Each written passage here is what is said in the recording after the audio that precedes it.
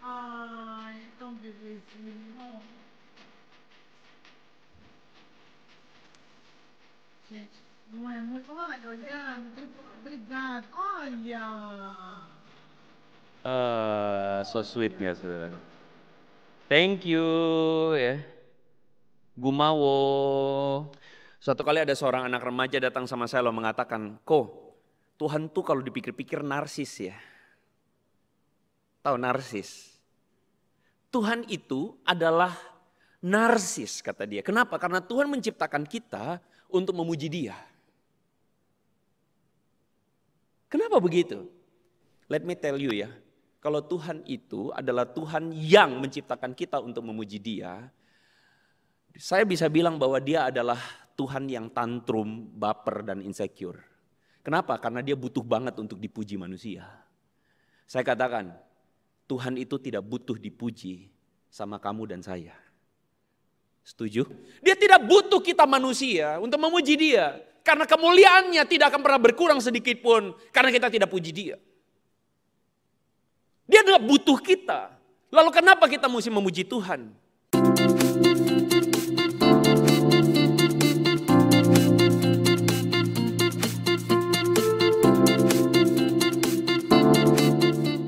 Saudara-saudara, kita akan sama-sama mendasarkan perenungan firman Tuhan dari Mazmur pasal 103 yang saya akan ambil beberapa ayat diantaranya.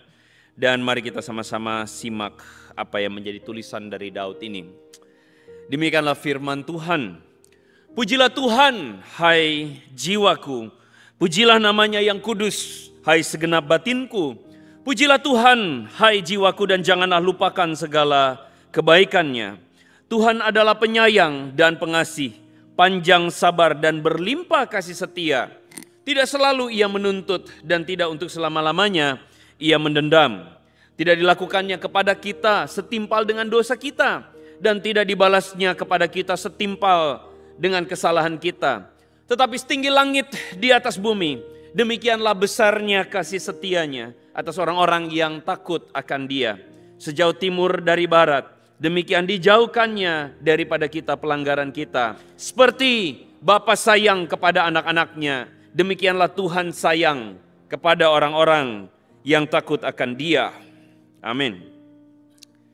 Saudara-saudara, Mazmur 103 adalah sebuah mazmur yang ditulis oleh Daud. Saudara ngomong tentang Daud, saya yakin saudara semua tahu Raja Daud adalah seorang raja yang sangat dikenal, mungkin paling banyak dikhotbahkan saudara-saudara. Dan Raja Daud ini memulai sajaknya dengan mengatakan, pujilah Tuhan, hai jiwaku. Pujilah namanya yang kudus, hai batinku. Pujilah Tuhan. Dan kalau saudara perhatikan, Daud mengatakan pujilah Tuhan bukan cuma di mulut saja. Tapi pujilah Tuhan, dia katakan hai jiwaku. Pujilah Tuhan hai jiwaku, artinya apa? Dari dalam hatiku, pujilah Tuhan. Bukan karena pemimpin pujian meminta kita menyanyikannya. Bukan karena tertulis teks di depan saudara-saudara lalu kita nyanyi, oh iya. Tapi kemudian pikiran kita jalan-jalan ke bakmi goreng saudara-saudara. Pikiran kita jalan-jalan ke apa sih namanya mall, gak tahu saya ya. Pujilah Tuhan hai jiwaku, artinya apa? Seluruh pikiran batinku dan hatiku, pujilah Tuhan. Nah menariknya Daud mengatakan pujilah Tuhan, ada alasannya. Kenapa? Alasannya itu saudara-saudara ketika Daud mengatakan jangan lupakan apa? Kebaikannya. Jangan lupakan kebaikan Tuhan, artinya apa? Memuji Tuhan itu bukan karena kita datang ke gereja dan memuji Tuhan. Suatu kali ada seorang anak remaja datang sama saya lalu mengatakan, Tuhan tuh kalau dipikir-pikir narsis ya. Tahu narsis? Tuhan itu adalah narsis kata dia. Kenapa? Karena Tuhan menciptakan kita untuk memuji Dia. Kenapa begitu? Anak remaja ini saudara-saudara dikasih tahu sama orang tuanya, ayo ke gereja. Kenapa? Karena ke gereja kita memuji Tuhan. Anak ini gak merasa, kenapa gue mesti ke gereja memuji Tuhan? Orang tuanya bilang, iya karena kita itu adalah manusia dan kita mesti datang memuji Tuhan. Saudara-saudara, anak ini gak merasakan alasan untuk memuji Tuhan. Saya bilang kepada anak itu, let me tell you ya, kalau Tuhan itu adalah Tuhan yang menciptakan kita untuk memuji Dia, saya bisa bilang bahwa Dia adalah Tuhan yang tantrum, baper, dan insecure. Kenapa? Karena Dia butuh banget untuk dipuji manusia. Saya katakan, Tuhan itu tidak butuh dipuji sama kamu dan saya. Setuju? Halo? Saudara, Tuhan itu tidak butuh untuk dipuji sama kita. Kenapa? Karena Dia bukan Tuhan yang insecure. Bahkan saya percaya alam semesta memuji Tuhan. Ketika burung berkicauan, saudara-saudara, ketika ikan-ikan berenang di laut, saya percaya semuanya itu memuji Tuhan. Dia tidak butuh kita manusia untuk memuji Dia. Karena kemuliaannya tidak akan pernah berkurang sedikit pun karena kita tidak puji Dia. Dia tidak butuh kita. Lalu kenapa kita mesti memuji Tuhan? Saya bukan mau nyalahin orang tua dari remaja tadi, bukan. Karena saya percaya orang tua tersebut ingin ngomong sesuatu yang pada batas apa yang dia bisa sampaikan. Mungkin menyampaikannya keliru, saudara. Tapi saya ingin katakan bahwa Tuhan itu tidak butuh dipuji. Lalu kenapa kita memuji Dia? Kita memuji Dia karena itu adalah bagian dari ucapan syukur. Jadi sebenarnya kenapa kita tuh tidak into di dalam memuji Tuhan? Kenapa ketika semua memuji Tuhan kita kayak bengong aja? Saudara-saudara, bisa jadi karena kita tidak cukup memaknai kebaikannya. Mungkin dengan rendah hati saudara-saudara, saya minta maaf di awal, disclaimer dulu saudara-saudara. Kalau ada di antara kita sudah mulai tersinggung, maka saya bilang puji Tuhan, itu artinya saudara menyimak. Dan Tuhan sedang bicara sama hati saudara, amin. Kalau saudara mulai tersinggung, ini kayaknya penginjil ini depan ini mulai nyinggung saya nih. Saya tidak kenal saudara loh ya. Saya tidak ada urusan. Bagian saya adalah menyampaikan firman Tuhan. Saya menyampaikan apa yang saya dapatkan dari Tuhan, saudara-saudara. Kalau saudara tersinggung, katakan puji Tuhan. Karena Tuhan masih sayang sama saudara. Amin. Artinya apa? Puji Tuhan. Saudara tidak bebal. Saudara mau disinggung, saudara-saudara. Saya percaya firman Tuhan adalah sesuatu yang bukan disampaikan untuk nyenengin kita doang. Firman Tuhan bukan disampaikan untuk nyenengin hati kita. Tapi firman Tuhan berfungsi untuk mendidik. Dan saya percaya bahwa Tuhan ingin mendidik kita. Dan satu hal pertama yang hari ini kita bahas adalah kita gak bisa memuji Tuhan. Dan biasanya kalau kita tidak memuji Tuhan dengan sungguh-sungguh dari hati, mungkin bisa jadi karena kita tidak cukup memikirkan tentang bagaimana Tuhan itu baik sama kita. Bisa jadi saudara kita adalah manusia-manusia yang tidak sungguh-sungguh memikirkan tentang semua kebaikan, kesetiaan Tuhan, kebaikan yang Dia boleh nyatakan kepada kita. Saudara menjadi manusia, normalnya adalah meresponi kebaikan dengan ucapan syukur. Setuju? Setuju? Berapa banyak orang tua yang tersinggung luar biasa ketika anaknya tidak sopan. Ya, baper ya, gara-gara apa? Anaknya gak sopan. Kenapa? Karena kita merasa sebagai orang tua normalnya adalah anak kita setelah kita sayang, kita kasihi, dia merespon kita dengan apa? Hormat. Merespon kita dengan syukur, betul? Percis perasaannya ketika ketika keluar dari Alfamart atau Indomart, tiba-tiba ada suara prit. Prit, setelah prit, saudara kasih duit, orangnya ngeloyor pergi. Saudara merasakan sebelnya itu? Saya paling sebel saudara-saudara kalau misalnya saya setelah parkir, setelah keluar, parkirnya kagak ada orang. Pas mau keluar tiba-tiba prit gitu kan. Terus setelah kita keluar kasih duit, terus nyolot lagi. Kurang gitu kan. Kalau nggak kurang dia ambil langsung dia cabut, dia lari pergi. Saya berasa dipalak loh itu saudara-saudara. Tapi saya akan sangat bersyukur banget ketika waktu saya kasih, dia bilang oh ya makasih, terus diaturin dengan baik. Kita rasanya seneng, betul nggak? Tapi ketika saya bayar, orangnya bilang thank you, saya akan bilang thank you juga. Kenapa? Karena itu manusia normal. Manusia normal itu tahu bersyukur. Kalau kita nggak tahu bersyukur, bagi saya itu manusia nggak normal. Pertanyaan saya adalah, seberapa kita bisa bersyukur dengan kasih dan kebaikan Tuhan? Saya tidak usah ngomong tentang kayak perintah-perintah Tuhan, Tuhan gak butuh. Tetapi kita butuh menjadi manusia normal, setuju saudara? Kita butuh menjadi manusia seutuhnya, yang tahu berterima kasih dan bersyukur karena kebaikan yang kita terima. Berapa waktu yang lalu saudara-saudara, ada sebuah video yang viral tentang sebuah binatang. Ini binatang ini nih saudara-saudara. Tahu nggak ini binatang apa? Namanya adalah sloth. Ya. Saudara-saudara, ada satu video yang viral berapa waktu lalu karena binatang ini ditolong ketika dia nyebrang jalan.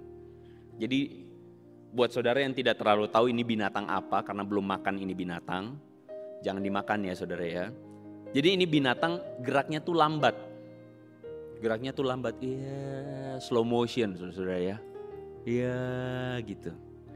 Nah video ini viral karena ketika binatang ini nyebrang jalan ditolong sama seorang laki-laki saudara-saudara. Begini videonya.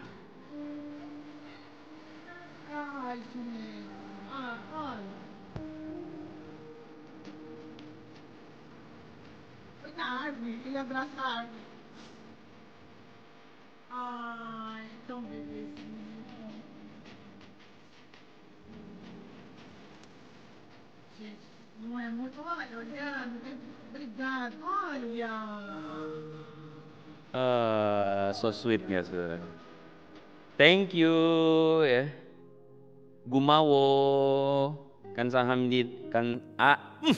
Kansahamnida gitu kan. Terima kasih. Video ini menjadi viral kenapa? Karena orang-orang kemudian surprise. Ada seekor binatang yang ditolong dan binatang itu bisa mengulurkan tangan seakan-akan bilang thank you. Terima kasih sudah tolong saya nyebrang jalan, saudara-saudara. Saudara, saya percaya bukankah kita melebihi binatang ini? Kita melebihi ini kungkang ini, saudara-saudara. Kita melebihi binatang-binatang yang bahkan saya tidak tahu apakah beneran itu binatang saya thank you atau tidak. Tetapi kita semua manusia melebihi binatang ini. Kita seharusnya mampu untuk merekognisi bahwa ada begitu banyak kebaikan dan berkat Tuhan dalam hidup kita. Yang kita boleh rasakan saudara-saudara sampai hari ini. Tetapi herannya adalah seringkali kita menjadi Kristen kelamaan. Kita akhirnya lupa karena kita sudah terlalu familiar dengan memuji Tuhan. Kita sudah terlalu familiar dengan datang menyembah Tuhan. Saudara, kadang-kadang kita harus mengakui bahwa kita tidak cukup mindful. Kita tidak cukup untuk memaknai dan memikirkan bagaimana kita itu mendapatkan kasih karunia Tuhan. Dan ketika kita datang ke rumah Tuhan, kita sungguh-sungguh ikut dengan hati kita yang paling dalam memuji Dia. Daud kemudian menariknya lebih dalam lagi ketika dia mengatakan, pujilah Tuhan hai jiwaku. Karena kebaikan Tuhan, karena kesetiaan Tuhan. Kenapa? Karena Tuhan itu penyayang, pengasih, panjang sabar, berlimpah kasih setia. Bahkan Daud kemudian di situ saudara, kalau saudara lihat sajaknya, dia mengatakan Tuhan itu tidak menuntut, Tuhan itu tidak mendendam, dan Dia tidak membalas kepada kita setimpal dengan dosa kita. Setimpal dengan kesalahan kita. Saudara, Daud itu menulis ini karena Daud itu pernah mengalami satu kejadian di mana dia jatuh dalam dosa.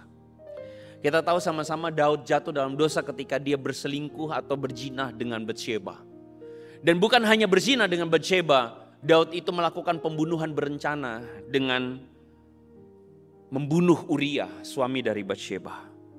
Daud dengan keadaannya sadar betul bahwa dia itu pernah mengalami titik yang paling hancur. Dia seharusnya berdosa dan seharusnya dibuang sama Tuhan. Saudara, pada waktu itu kalau saudara memahami lingkup orang-orang pada waktu itu dengan dewa-dewa dan ilah-ilah. Dewa-dewa atau ilah pada waktu itu adalah dewa-dewa yang baper. Bapernya luar biasa. Sehingga orang-orang yang menyembah dewa-dewa tersebut harus menjaga perasaan Tuhannya atau dewa-dewanya itu. Makanya saudara menemukan ada begitu banyak orang-orang yang kemudian mereka begitu takut kalau dewanya itu ada kesalahan. Hujan tidak turun, panen gagal saudara-saudara. Itu kepercayaan orang-orang pada waktu itu. Jadi mereka tidak boleh. Dan mereka harus jaga perasaan dari dewa-dewanya atau ilah-ilah tersebut. Saudara-saudara, di tengah-tengah pemikiran orang-orang yang begitu lihat bahwa dewa itu baperan, dewa-dewanya itu saudara tahu baper ya saudara-saudara ya, marah dan sebagainya. Daud mengatakan Tuhan itu beda, karena Tuhan itu panjang sabar. Dia adalah Tuhan yang slow to anger. Saudara-saudara, Tuhan itu digambarkan salah satu karakternya itu panjang sabar. Dan menariknya kata panjang sabar itu berasal dari satu bahasa Ibrani yaitu erek apayim. Apa itu erek apayim? Erek apayim itu artinya long nose atau hidungnya panjang. Loh, apa hubungannya Tuhan hidungnya panjang? Begini, itu cuman istilah. Karena orang pada waktu itu saudara kalau marah, saudara pernah lihat orang kalau marah kupingnya merah? Hidungnya merah, matanya merah, pernah lihat? Pada zaman itu kalau orang marah saudara-saudara, digambarkan marah yang ngamuk itu hidungnya merah. Jadi kalau orang itu disebut marah itu sampai hidungnya merah, jadi asumsinya itu kalau hidungnya pendek, pesek, gampang merah. Tapi kalau hidungnya panjang, mancung, merahnya lambat. Nah gitu saudara-saudara ya. Jadi itu istilah yang dipakai untuk menggambarkan Tuhan itu adalah Tuhan yang panjang sabar. Tuhan yang betul-betul kesabarannya itu sangat luar biasa. Sampai-sampai segala kesalahan kita, semua dosa kita, dia bukan Tuhan yang baperan. Yang kalau kita salah diantam langsung saudara. Saya dulu adalah seorang programmer. Studi S1 saya itu adalah computer science.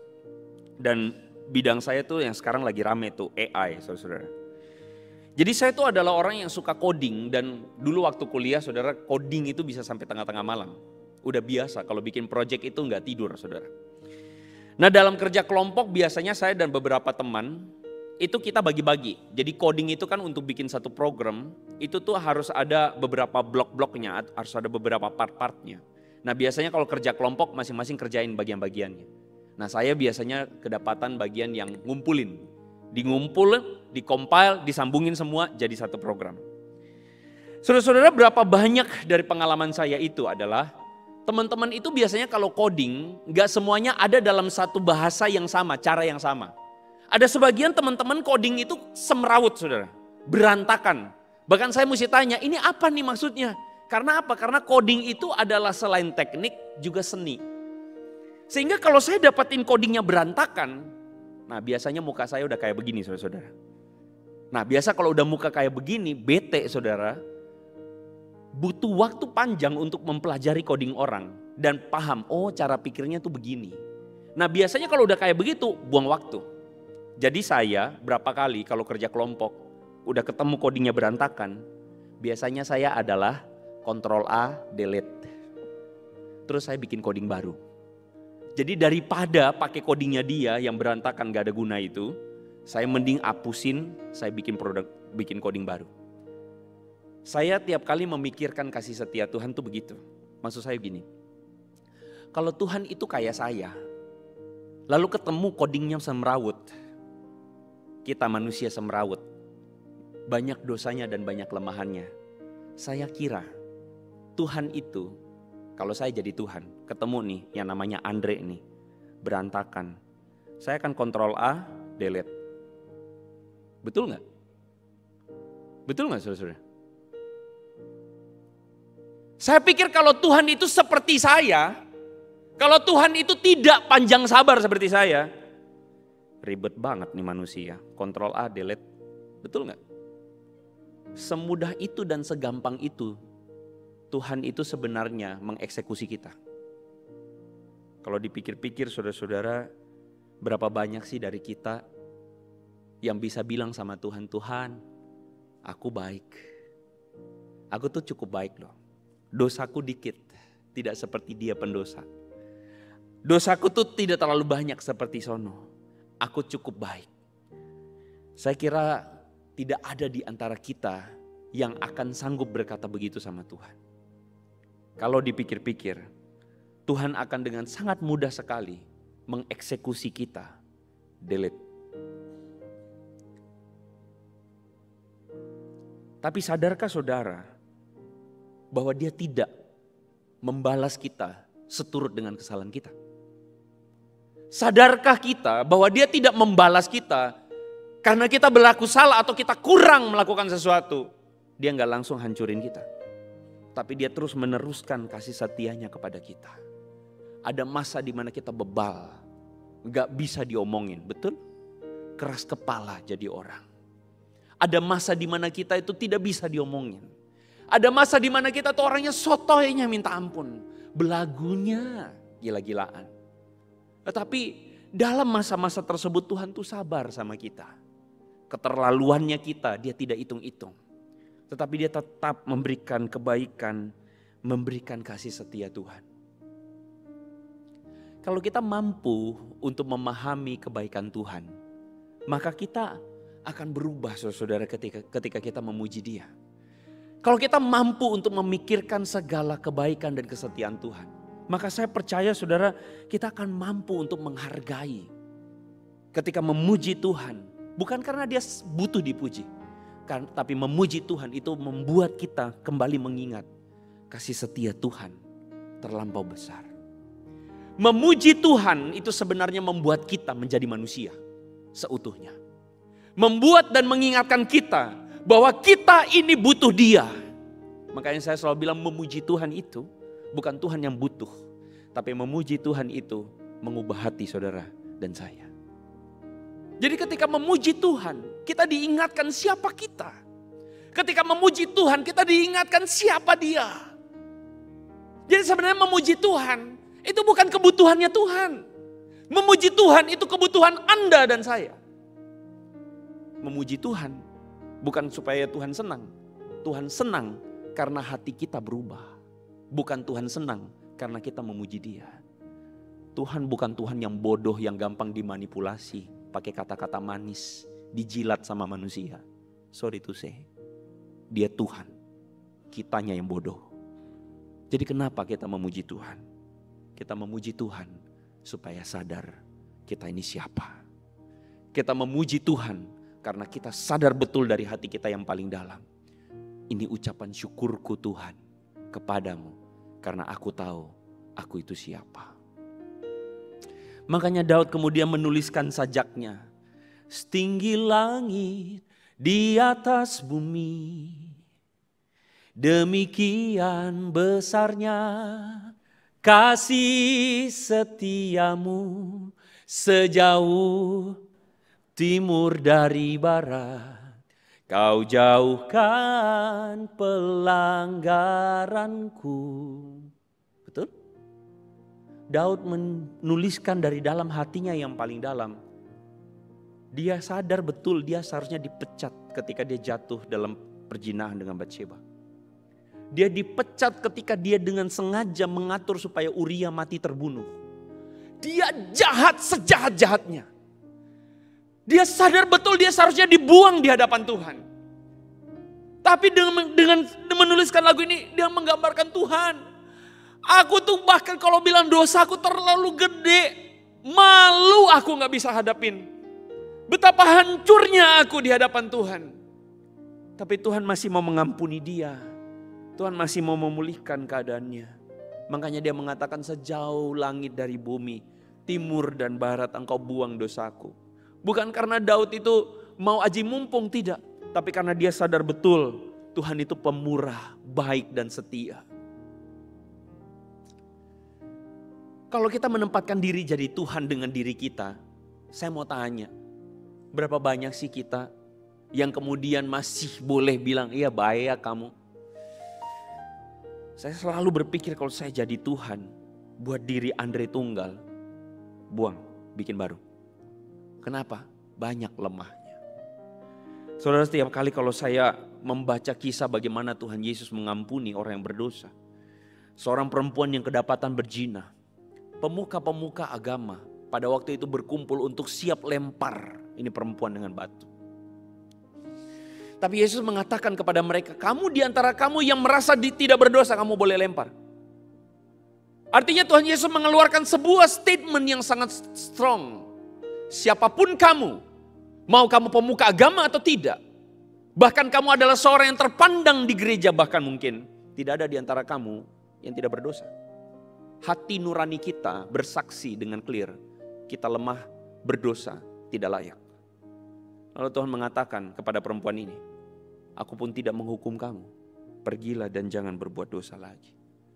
Bisakah saudara melihat kasih setia Tuhan yang begitu luar biasa? Kebaikan Tuhan yang luar biasa. Makanya ketika saya menerima surat ini saudara-saudara, praise His holy name. Saya cuma pikir tujuannya banyak benar. Saya cuma ambil satu. Apa? Saya cuma mau ngomong tentang kasih setia Tuhan. Saya nggak mau ngomong panjang lebar tinggi dalam yang lain-lain. Enggak. Saya cuma mau ngomong tentang kasih setia Tuhan. Karena saya percaya kasih setia Tuhanlah yang menghancurkan kekerasan hati manusia.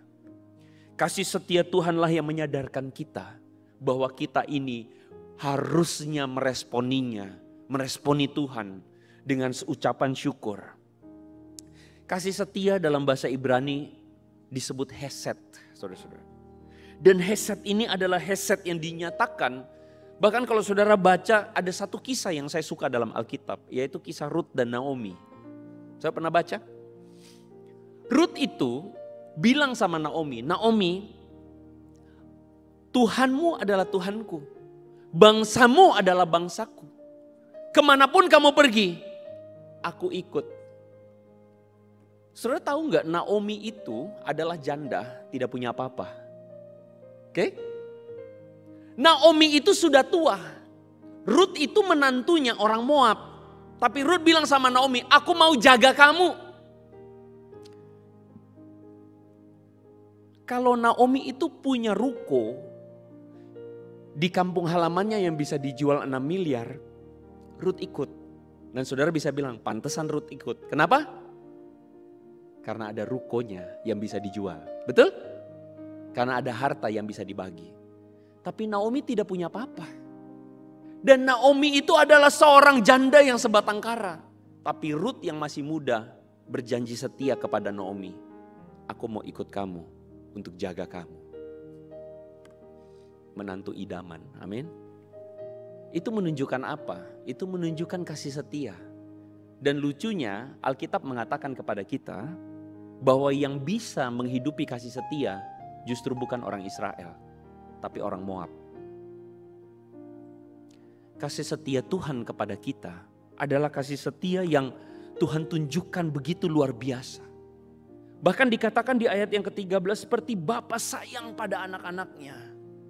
Demikian Tuhan itu sayang kepada kita. Dan dia menggambarkan dirinya sebagai Bapa yang sayang sama anaknya. Sebagaimana yang Yesus katakan di Lukas pasal 15. Ada seorang anak yang hilang. Kalau saudara ingat cerita itu. Anak bungsu yang bilang sama bapaknya, "Pak, kasih aku hartaku." Kenapa? Aku mau pergi foya-foya. Mau happy-happy, mau party. Saya membayangkan anak bungsu itu ngomong sama papanya, "Pih, kasih aku hartaku karena aku mau party di sana." Sebenarnya kalau saudara baca kisah ini, orang sering menggambarkan, oh anak bungsu ini adalah pendosa. Penjual narkoba, kalau hari ini saudara ya, pezina, kumpul kebo. Boleh. Tapi menurut saya anak bungsu ini terlepas dari dosa-dosa yang parah dia lakukan. Anak bungsu ini adalah seperti manusia yang pada prinsipnya hatinya tidak pengen tinggal sama bapaknya. Simple. Anak bungsu ini adalah gambaran manusia yang jatuh dalam dosa, di mana dosa itu saudara bukan yang mengerikan adalah bunuh orang, tipu orang, berzina. Oh ya itu salah, itu buruk. Don't try this at home gitu ya. Tetapi sebenarnya jauh lebih daripada itu. Dosa dari si anak ini adalah hatinya gak kepengen tinggal sama bapaknya. Itu dosanya. Sadarkah saudara ada satu dosa yang lebih celaka? Yang selama ini menggerogoti banyak orang. Termasuk orang Kristen. Dosa itu bukan dosa yang kelihatan. Mabok-mabokan, pakai narkoba, bukan. Tapi dosa itu adalah dosa yang hidup dalam hati kita. Gak kelihatan karena setiap minggu kita tetap ke gereja. Gak kelihatan karena kita bisa jadi pelayanan. Gak kelihatan karena kita bisa jadi aktivis gereja. Gak kelihatannya apa? Karena bisa jadi kita datang ke gereja, tapi hati kita tidak sungguh-sungguh melekat dengan Tuhan. Kita datang ke gereja sebatas aktivitas hari Minggu, rutinitas datang ke gereja. Ini yang saya ingin katakan saudara-saudara, bahwa itulah dosa. Karena dosa itu tidak pandang bulu. Dia bukan hanya berlaku pada orang yang kelihatan pendosa, tapi dia juga berlaku kepada orang-orang yang kelihatan religius. Bukankah itu yang terjadi pada pemuka agama pada zaman Yesus? Mereka kelihatan taat, tapi hatinya jauh dari Tuhan. Itu yang Tuhan mau kasih tahu. Anak bungsu itu saudara-saudara pergi jauh dari rumah. Kenapa? Karena kelihatan dia tidak mau dekat dengan Bapa. Tapi ada anak sulung yang tetap tinggal di rumah. Yang bilang sama bapaknya, kenapa kau terima pendosa itu? Saudara-saudara, itu gambaran kita.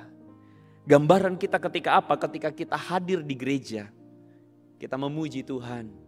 Tapi sesungguhnya hati kita jauh dari Dia. Itu yang kenapa Alkitab katakan bangsa ini memuliakan aku dengan bibirnya. Tapi hatinya menjauh daripadaku. Bolehkah saya minta izin kepada saudara? Untuk ambil waktu sebentar di hadapan Tuhan. Berapa banyak di antara kita yang jujur ketika beribadah datang kepada Tuhan. Kita menyadari sungguh-sungguh bahwa hati kita tidak sungguh-sungguh berpaut kepada Dia. Berapa banyak dari antara kita yang menyadari Tuhan, aku datang ke gereja sudah sekian lama, hampir 1 tahun di 2024 ini. Tapi sesungguhnya seringkali aku datang cuman untuk ngabsen. Karena aku orang Kristen. Tapi sungguh-sungguh hatiku tidak benar-benar mengalami transformasi. Mengalami Tuhan, mengalami firman-Nya. Dan hatiku sungguh-sungguh memuji Tuhan dari dalam hatiku. Kalau engkau menyadari hal itu, dengarkan berita anugerah ini. Seperti Bapa sayang kepada anak-anaknya, demikian Tuhan sayang kepada orang-orang yang takut akan Dia. Dengarkan berita anugerah ini. Dia seperti Bapa yang menanti engkau pulang. Dia seperti Bapa yang menanti di depan pintu untuk anak-anaknya yang pergi jauh. Itu pulang ke rumah. Dengarkan berita anugerah ini. Kasih Tuhan menanti engkau pulang. Maukah kau pulang hari ini? Maukah hatimu pulang? Simple. Pulang dengan memberikan ucapan syukur kepada Dia. Memuji Dia bukan karena Dia butuh dipuji. Tapi memuji Dia karena itu berasal dari kesadaran kita yang paling dalam. Ini pertobatanku Tuhan. Ini ucapan syukurku Tuhan. Terima kasih karena Engkau setia kepadaku. Mari kita tundukkan kepala di hadapan Tuhan.